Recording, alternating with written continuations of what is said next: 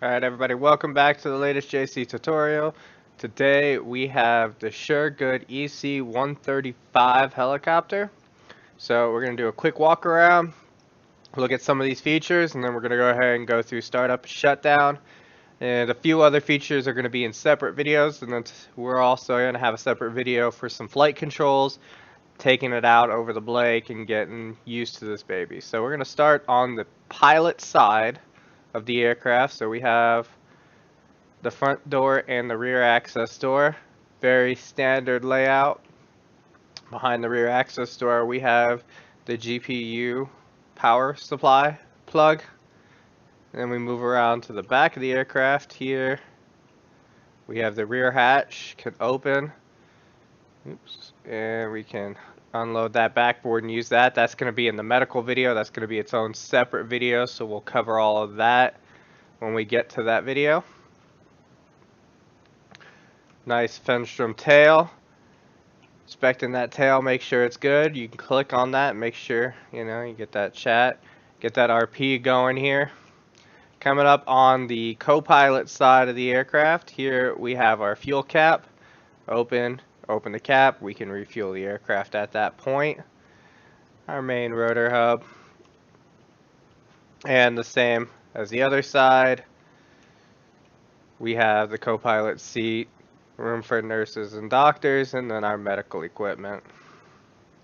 And continuing back around, landing light and our taxi light, pedal tubes, all that good information. So we're going to jump right on in, which I actually need to shrink myself down. Some people may have this issue, other people don't. I recommend shrinking yourself a little bit. Kind of just makes things a little easier, especially when it comes to this overhead panel, which is where a lot of our switches are. So right here, this card is going to be for our startup checklist. So we're going to make sure that our interactive cockpit's turned on, and we're going to go ahead and go through the standard startup checklist. So master battery on, generators 1 and 2 on. Master, this is Gen 1. Gen 2, get those going. Next, we're going to check for NR and N2 gauge full deflection. Those are right here. Verifying that everything is all the way down. Alright, so now we're checking the CAD for no imp fail. And we don't see no imp fail anywhere on this CAD system. Though apparently we have no fuel. We'll deal with that in a minute. Alright, so we're going to do the fire EW check. So we're going to turn the switch on. We're going to check the CAD for the warnings. We're going to check the warning panel, and we're going to be listening for that audible horn. So those are right here. It's going to be that last one there. Helps if I turn sounds on so y'all can hear sounds. There's that audible warning.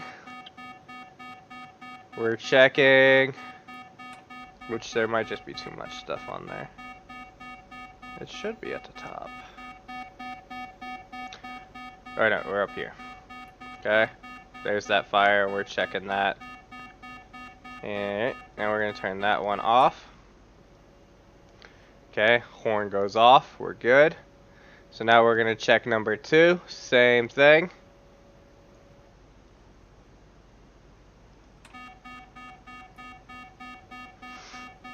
Got our warning light here. Yep, there's the fire light right there. There might just be too much stuff on the other side to see it. Whew. And we're going to turn that one off. Next, we are going to turn on the warn unit. We're going to verify all panel lights are on and that gong. This is our warn unit. That's the gong sound. And we're checking that everything is on. All our warning lights come on. Alright. And we'll turn that off. Oh, that's why. Okay. Before I go on, I'm going to cheat and fill my tanks. That's what I get for not paying attention, so those fuel lights went out. That was bugging me a little bit. Alright, page 2. We're going to turn the prime pumps on, anti-collision, and then we're going to check fuel. So these two inner switches, that's prime number 2, prime number 1. This first one here is our anti-collision light. And we're checking fuel. Hey, look, we magically have fuel. Alright, cyclic centered. So if those you don't know, you can click on the window, get, and HUD. So we're going to get a fresh HUD here. Just so you get that idea of where to get that as well. Right click add. We're going to move our GPS out of the way. Give that just a half a second here to load. Nice cyclic control inputs here. Ba ba ba ba ba da ba ba. Center my center my pedals a little bit too. Of course, the one there we go. All right. Center our cyclic. Now we got FADEC 1 and 2 on, and then we're gonna check for the FADEC lights to go out. So there's the FADEC fail there, and there's FADEC fail there. So FADEC 1, FADEC 2, and both of those are gone from our CAD. Alright, so FireGuard posted if available, rotor clear. Shout out a clear, people know. So we're going to move the engine 1 switch to idle. We're going to monitor N1 increase, the TOT increase, engine oil pressure increase, and N2 and NR increase. Okay, so I know it's a lot to watch for, but it's all in one spot. So engine 1 to idle. This is our TOT gauge here, so we're watching for that increase.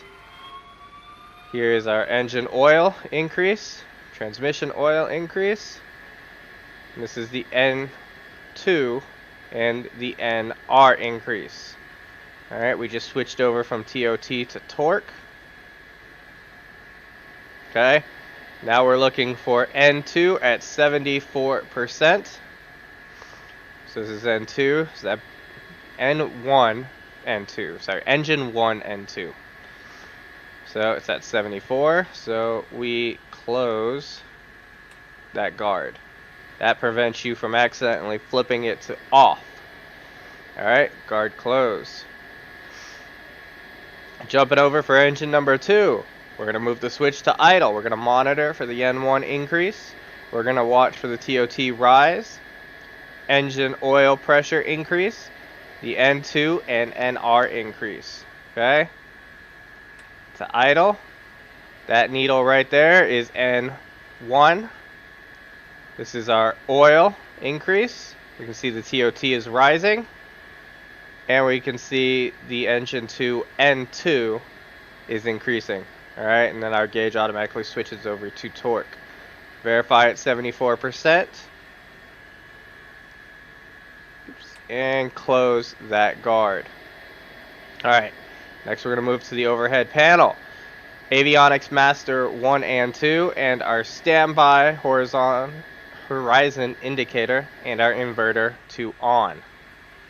Okay, so that's Avionics 1, Avionics 2, standby, and that last switch over there is our inverter. So now we're going to check. We no longer have we don't have a fail here, and it's going to take a few minutes for our gyro to spin up so that our standby horizon indicator will be adequate. Once that red gyro flag goes away, that means that that is giving you adequate readings.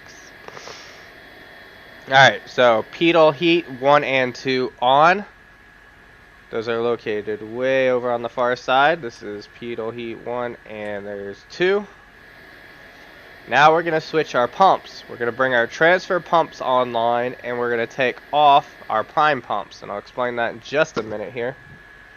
So transfer pumps on, prime pumps off. The way the fuel system works in this aircraft, we have our main fuel tank and then we have our two other fuel tanks. It transfers fuel out of the main tank to the other two tanks. That is how our fuel system works. Once the engine starts, the fuel pumps that operate from these two tanks to feed the engines, those are attached to those pumps. You can't turn them off. You can't do anything with them.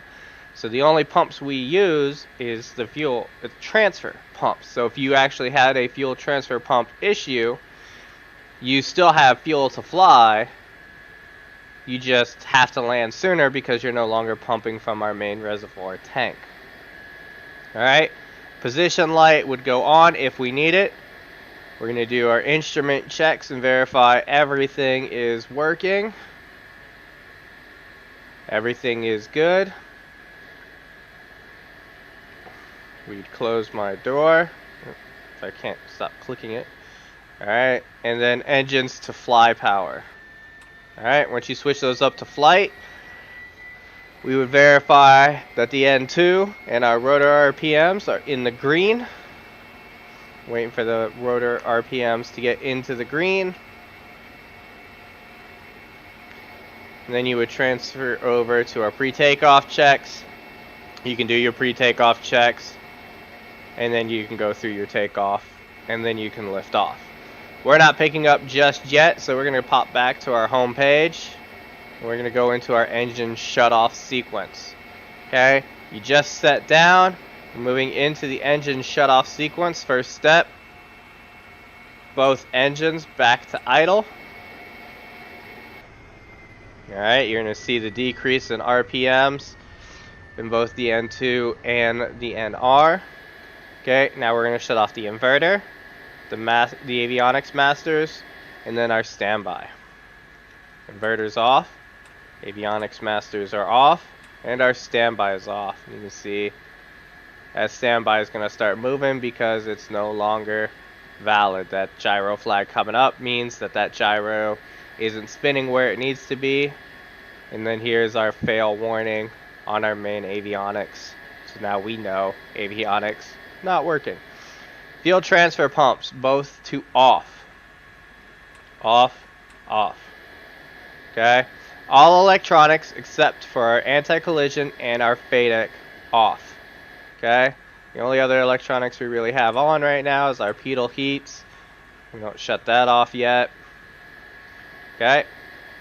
We're going to open both engine guards, both engines to off. Engine guard 1 and 2. Engine 1 off. Engine 2 off. We're going to monitor engine parameters. Everything's decreasing like it's supposed to. Our warning lights are coming on our CAD.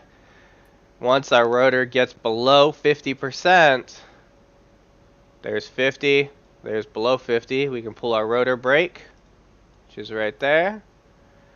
You can see it's going to start stopping really quick. And it stops. Once the blades have stopped, anti-collision off, FADEC off, master off, rotor brake off. So anti-collision, FADEC 1, FADEC 2, kill our generators, master battery off, rotor brake off. That is the full startup and shutdown of the EC135 from Suregood. Hope you enjoyed it. Make sure you tune in for other videos. We're going to have flight videos. We're going to also have some videos about how to operate some of that medical equipment in the back, give you a general idea of how that stuff works. So stay tuned, and we'll see you in the skies.